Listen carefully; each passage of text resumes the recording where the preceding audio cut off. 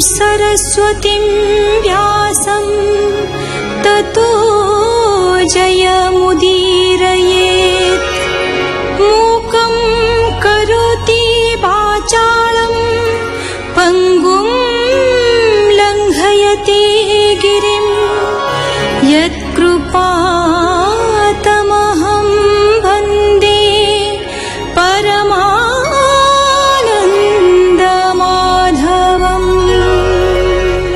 श्रीकृष्ण कहते सबु जीवों आत्मस्वरूप भगवान प्रति जदि कहीं गोपी परि आत्मनिवेदन करते से सबु प्रकार भयशून्य होता। भगवत शरणागतिर महत्व शुणिला परे भी उद्धवंकर संशय दूर हुईना। तेणु श्रीकृष्ण पुणी बुझाई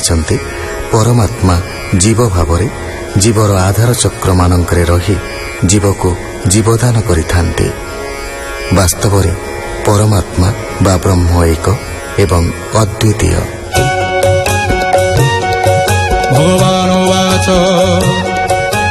एहा तो बुझी हे उद्धव उत्तम गुरु पादे सेव भक्ति कुठारे दुर्वासना छेद तो गुरु वाक्ये सिना आत्मा को जानी सावधानी गुरु वचन अनुमानी साधन कर्म छाड़ी चिते भज तुमर पाद गते कहि दास जगन्नाथ श्री एकादशे भागवत जीवर गति अनुभव उद्धवे कहिले माधव हे ब्रह्म प्रेम तरंगिणी सुजने तर एहा शुणी। इति श्रीमद्भागवते महापुराणे पारमहंस्यां संहितायां एकादश स्कन्धे त्रयोदशोऽध्यायः। भगवान वाच कहन्ति प्रभु दामोदर शुण उद्धव ज्ञान सार नाही संसारे अनुमानु निस्तार भक्ति जोग बिनु मुझे बोइली मोते भज संसारी सर्व कर्म तेज तार प्रस्ताव एबे शुण जेणे जिणी बुद्धि निगुण ए भावे प्रकृति प्रमाण तम सात्विकर जोगुण ईश्वर नित्य निरंजन निर्गुण सत्य सनातन एणे ताहार नाही भेद शुण कहिबा तत्वबोध भक्ति लक्षण शयले साधिब जेउ गुण बळे सात्विक करि तीक्ष्ण बण जिणिब रजतम गुण निर्मल चित्त हृदय धरि जेबे सुजने सेवा करि हे भावी सात्विक निर्गुण कर्मे नासन्ति बेनिगुण निर्गुण नित्य सनातन सेविब आदि नारायण तेणे अधर्म क्षय जाई सात्विक ज्ञान प्रकाशय जन्म उदक काल कर्म आगम शास्त्र प्रजाजन निश्चल ध्यान मंत्र देश ए आदि संस्कार विशेष एणुए जेते वस्तु जात जानतु त्रिगुणे जडित सात्विक भावे एहा साधि साधु पंडित शुद्ध बुद्धि रजतामस गुण दुई गुरु वचने दूरे थोई तेबे सात्विकमय ज्ञान निकटे होए उत्पन्न केवल परमार्थ शास्त्र अभ्यास करुथिब नित्य तर्क पाषण्ड शास्त्र जेते अभ्यास न करिब चित्ते सुगंध सुशीतल बारी सुदूरे स्नान परिहरि सात्विकमय तीर्थ जले स्नान मार्जन साधु मेले निरते थाई शुद्ध चित्ते तम राजस जन जेते ताहांकु न करिब संग समुद्रे जे सनी तरंग पवन बळे जन्म होई निर्मल रूप न दिशाई एणु असाधु संग तेजी नित्य सात्विक भावे भजी जे प्राणी द्युत क्रीडारत असाधु संग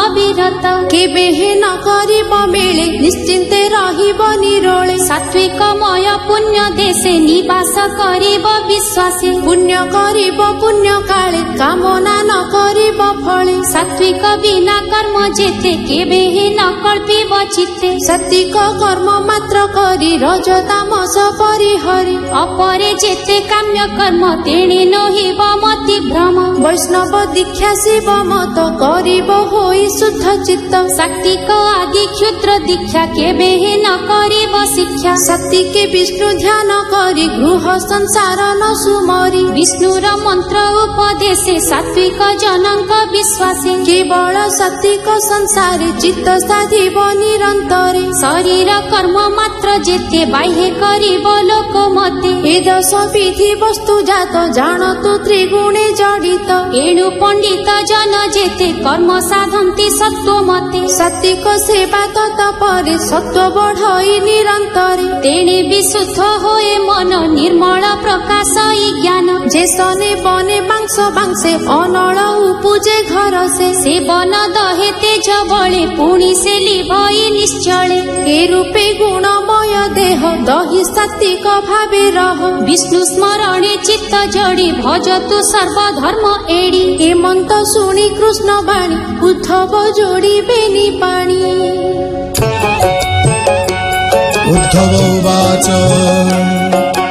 বলই মনে পাই খেদ ভোনাথ শুণিমা গোবিন্দ বিষয় আপদর স্থান ভলে জানন্তি সর্বজন সকল শাস্ত্র মুখ শুনি গুরু বচন পরিমাণী দুর্জয় লালস বিষয় পুଣି ভুঞ্জন্তি কিংপা কহ যেসনে করন্তে ভর্ষণ উচ্ছিষ্ট ন ছাড়ই শ্বান জেহ্নে গধুণী পাদ ধুই গধকু প্রহারই নেই গধ অজ্ঞান ভাব দেখ পুଣି ধামই তার পাখ যেসনে অতি নির্লজ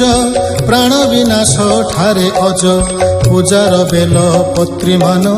খাউ নথাই পুণ পুণ এণু সংশয় চিত্ত মোর শুଣି ବୋଲନ୍ତି ଦାମୋଦର। ভগবান উবাচ এ জীব বহি অহংকার ବୋଲଇ ଏ ଦେହ ମୋହର ରଜଗୁଣରୁ ଏ ପ୍ରକାଶ ହୁଅନ୍ତେ ବୁଦ୍ଧି କରେ ଭ୍ରଂଶ ସଂକଳ୍ପ ବିକଳ୍ପ ବେନି ନାନା ବିକାର ମନେ ଘେନି ବେନି ସଂଯୋগে মোহ জড়ে নানা প্রকারে কাম বঢ়ে কুমতি জনঙ্কর মনে প্রকাশে নানা কুসাধনে নিরতে কাম বশ হই কর্ম করন্তি মোহ বহি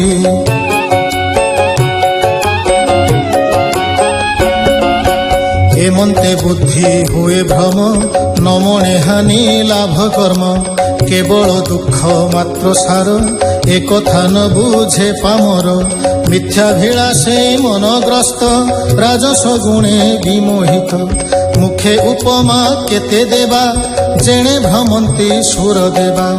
এরূপে অনেক ভ্রমন্তি একথা সাধবে বুঝন্তি একথা বুঝি সাধুজন মন করন্তি সংযমন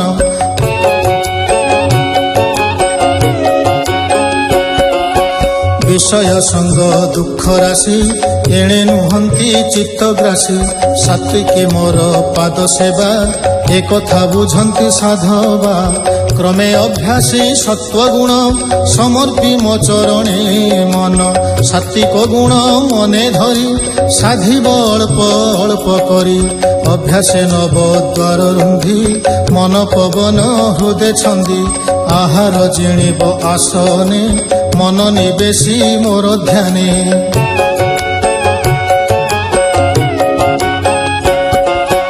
সর্ববিষয় রসুমন